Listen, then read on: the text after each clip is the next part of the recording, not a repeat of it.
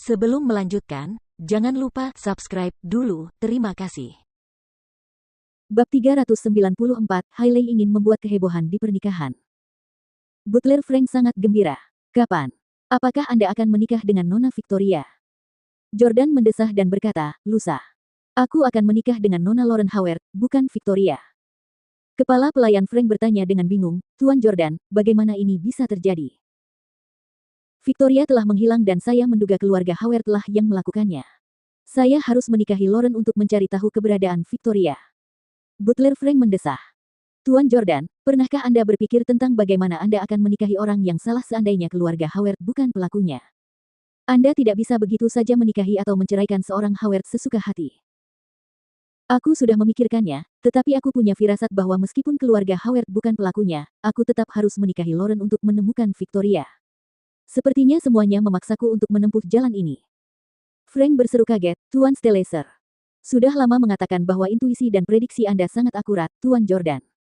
Tuan Stele Senior sedang beristirahat saat ini. Saya akan memberitahunya kabar itu saat dia bangun nanti. Namun, saya khawatir Tuan Stele Senior tidak akan bisa menghadiri pernikahan Anda secara langsung, Tuan Jordan. Jordan berkata, yah, aku tidak berencana untuk mengundang kakek. Aku hanya ingin memberitahu dia bahwa aku baik-baik saja dan dia tidak perlu khawatir tentangku.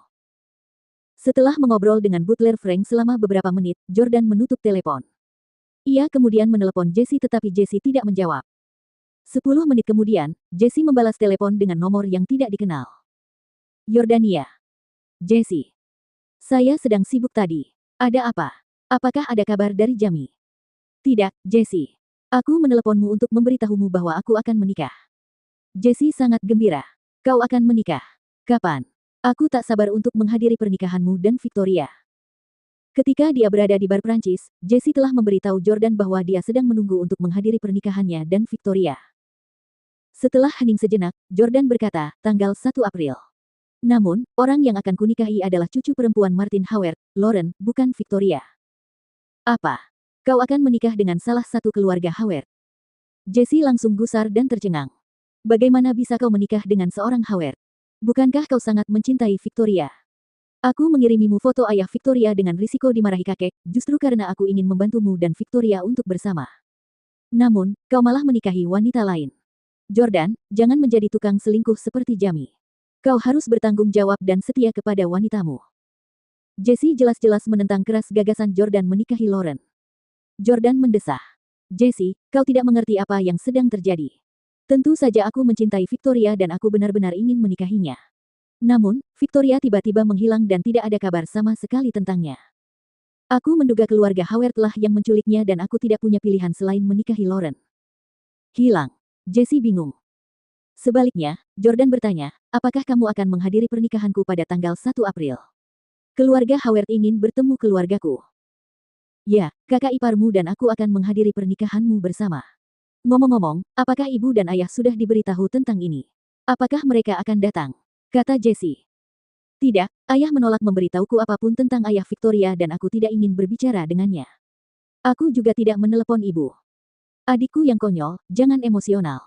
Ayah menolak untuk menceritakannya kepadamu karena aturan keluarga melarangnya melakukannya. Aku akan menelepon ibu nanti dan menanyakannya. Beristirahatlah, aku akan menemuimu pada tanggal 1 April. Baiklah, Jesse, aku akan menunggu kalian berdua. Spanduk pernikahan dekoratif di gerbang rumah-rumah di DC semuanya dilepas dan diganti dengan spanduk pernikahan bertuliskan nama keluarga Howard. Itu belum semuanya. Masalah yang dihadapi keluarga Hanks dan pernikahan Lauren dengan seorang pria yang akan menjadi suami idamannya juga menyebar seperti api di kalangan kelas atas DC. Hei, sudah dengar? Ahli waris keluarga Howard telah membatalkan pernikahannya, tetapi dia akan menikah di hari yang sama dengan pria lain. Saya dengar mempelai prianya adalah seorang pria miskin dari kota lain yang bahkan tidak punya rumah di DC dan akan menikahi Lauren Howard sebagai suami yang tinggal serumah. Ah, ku dengar Nona Howard secantik Dewi. Kok aku tidak seberuntung pria itu yang bisa menjadi suami idamannya? Di kawasan perumahan New City di Orlando. Roda-roda pada bus berputar terus-menerus. Hailey memainkan beberapa lagu anak-anak dan bernyanyi sambil membujuk anak kembarnya sambil tersenyum. Meskipun Hailey bukan istri yang baik, dia jelas seorang ibu yang baik. Tapi sekali lagi, ibu mana yang tidak menyukai anak-anaknya sendiri? Banyak selebritis yang selingkuh dari pasangannya, yang suka menggambarkan diri mereka sebagai ibu yang baik seolah-olah bersikap baik kepada anak-anaknya akan meniadakan perilaku tidak bermoral mereka. Pada saat ini, Ibu Hailey, Sylvie, masuk dengan ekspresi sangat bingung. Putriku tersayang, aku mendengar berita yang mengejutkan saat aku berada di rumah mantan teman sekelasku tadi. Coba tebak siapa yang membicarakannya. Kini setelah memiliki sekitar 300 juta dolar, Hailey bersiap untuk mendirikan perusahaan baru dan akhir-akhir ini hidupnya cukup baik. Ia menggunakan produk perawatan kulit yang paling mahal dan pergi ke pusat kebugaran setiap hari. Dengan parasnya yang menawan dan tubuh yang seksi, dia adalah wanita cantik yang membuat semua pria tak kuasa menahan keinginan untuk menatapnya. Siapa yang menulis ini? Kenapa kamu begitu bersemangat? Tanya Hailey dengan acuh tak acuh.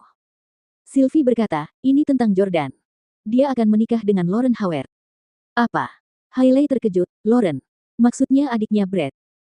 Dia tiba-tiba teringat bahwa dia bertemu Lauren terakhir kali dia pergi ke Houston untuk menghadiri pernikahan Victoria dan Russell. Lauren begitu cantik sehingga membuat Hailey merasa seperti baru pertama kali bertemu jodohnya. Hailey langsung marah besar. Baiklah, Jordan Stelle, kamu menyuruhku tinggal di rumah untuk mengurus anak-anak, tetapi kamu malah menikahi Lauren Howard setelah mempermainkan Victoria Clarke. Sungguh menyebalkan.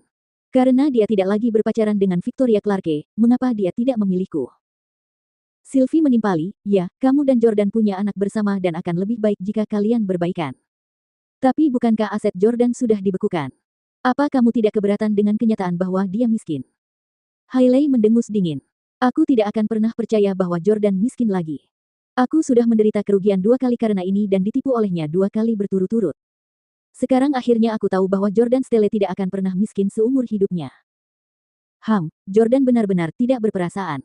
Dulu saat aku menikah dengan Tyler dan Caiden, dia menghancurkan pernikahanku. Saat Victoria menikah, dia juga menghancurkan pernikahannya dan mengganggu kedamaian kami. Kali ini, aku harus mengacaukan pernikahan Jordan dan membuat kekacauan juga. Aku akan menghancurkan pernikahannya.